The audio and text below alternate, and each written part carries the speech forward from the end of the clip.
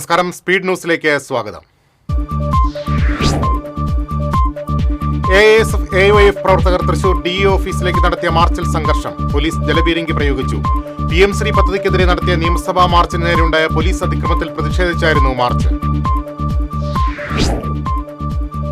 വടക്കാഞ്ചേരി പുതുരുത്തിയിൽ സ്കൂട്ടറിൽ പോകുന്നതിനിടെ ഷാൾ ചക്രത്തിൽ കുരുങ്ങി അങ്കണവാടി അധ്യാപിക മരിച്ചു. പുതുരുത്തി സ്വദേശിനി മിനി വർഗീസാണ് മരിച്ചത്.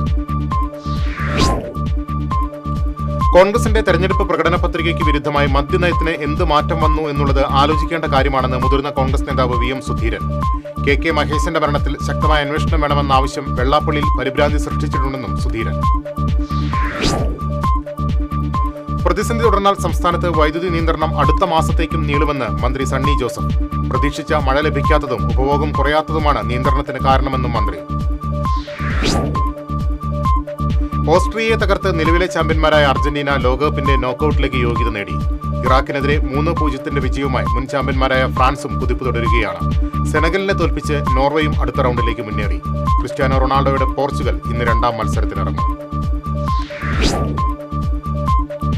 ഓപ്പറേഷൻ തൂഫാന്റെ ഭാഗമായി കുന്നംകുളത്ത് നടത്തിയ പരിശോധനയിൽ നിരോധിത പുകയില ഉൽപ്പന്നങ്ങളുടെ വൻ ശേഖരം പിടികൂടി. സംഭവത്തിൽ പാറയമ്പാടം സ്വദേശി ജോബിയെ പോലീസ് അറസ്റ്റ് ചെയ്തു. മാള സാമ്പാളൂർ പള്ളിയിലെ വികാരിമാർ താമസിക്കുന്ന കെട്ടിടത്തിന്റെ മുകളിൽ ആത്മഹത്യാ ഭീഷണിയുമായി കയറിയ ആളെ അനുനയിപ്പിച്ച് താഴെയിറക്കി. ചേർത്തല സ്വദേശി പ്രിൻസ് ജോസഫാണ് കെട്ടിടത്തിന്റെ 3-ാം നിലയുടെ മുകളിൽ കയറി ആത്മഹത്യാ ഭീഷണി മുഴക്കിയത്. കേന്ദ്ര ന്യൂനപക്ഷ ഫിഷറീസ് സഹമന്ത്രി ജോർജ് കുര്യൻ രാജിവെച്ചു. രാജ്യസഭയിലെ അദ്ദേഹത്തിന്റെ കാലാവധി അവസാനിച്ചിരിക്കെയാണ് രാജി. മെഡിക്കൽ ഷോപ്പുകൾക്ക് മുന്നിൽ ഉപഭോക്താക്കളെ തെറ്റിദ്ധരിപ്പിക്കുന്ന തരത്തിൽ ഡിസ്കൗണ്ട് ബോർഡുകൾ സ്ഥാപിക്കുന്നത് വിലക്കുന്ന ഡ്രഗ്സ് കൺട്രോളറുടെ സർക്കുലർ ഹൈക്കോടതി ശരിവെച്ചു. ജസ്റ്റിസ് ബെച്ചു കുര്യൻ തോമസാണ് ഉത്തരവ് പുറപ്പെടുവിച്ചത്.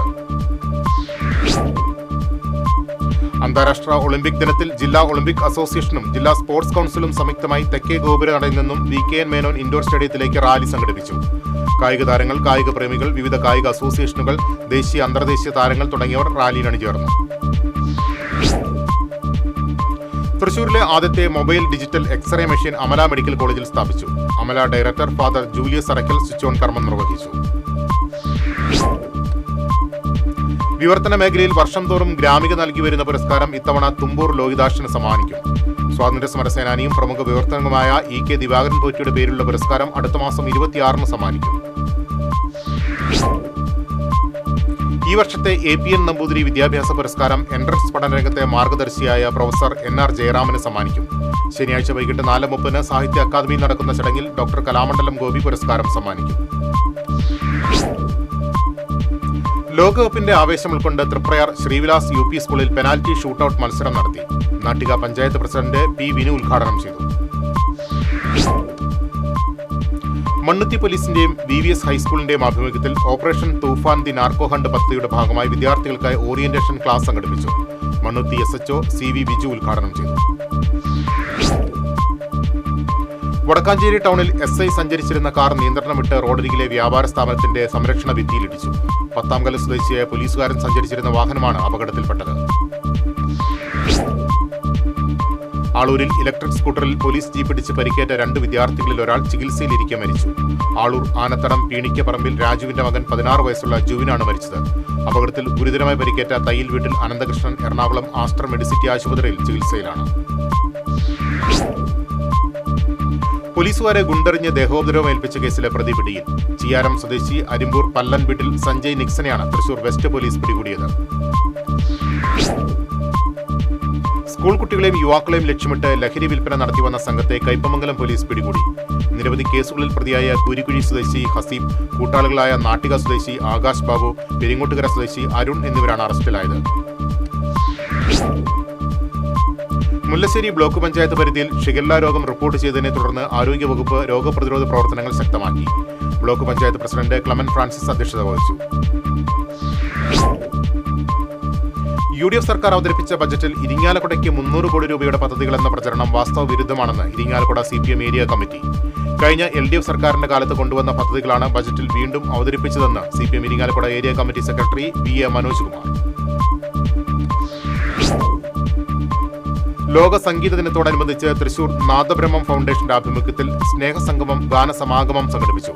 തൃശൂർ ടൗൺ ഹാളിൽ നടന്ന സ്നേഹസംഗമത്തിൽ സംഗീതരംഗത്ത് 4 പതിറ്റാണ്ട് പൂർത്തിയാക്കുന്ന ഗായകനും സംഗീതജ്ഞനും സംഗീത അധ്യാപകനുമായ KP ബാലമുരളിയെ ആദരിച്ചു.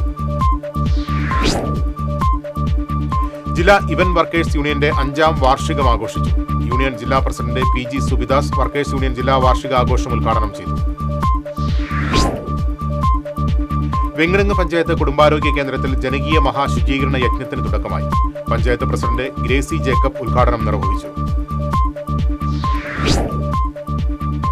വേലൂർ പഞ്ചായത്ത് തളിർ റീഹാബിലിറ്റേഷൻ സെന്ററിൽ യോഗ ദിനാചരണം നടത്തി. പഞ്ചായത്ത് പ്രസിഡന്റ് സ്വപ്ന രാമചന്ദ്രൻ ഉദ്ഘാടനം ചെയ്തു.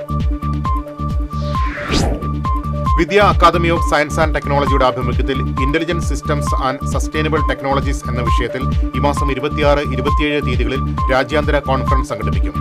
IIT Palakkad director doctor A. Seshadri Shekhar അന്താരാഷ്ട്ര കോൺഫറൻസ് ഉദ്ഘാടനം ചെയ്യും. പുന്നൂർകുളം പഞ്ചായത്തിൽ വായനാ പക്ഷാചരണത്തിന്റെ ഭാഗമായി സാക്ഷരതാ തുടർ വിദ്യാ കേന്ദ്രത്തിന്റെ നേതൃത്വത്തിൽ പുസ്തക ചങ്ങാതി പദ്ധതിക്ക് തുടക്കമായി.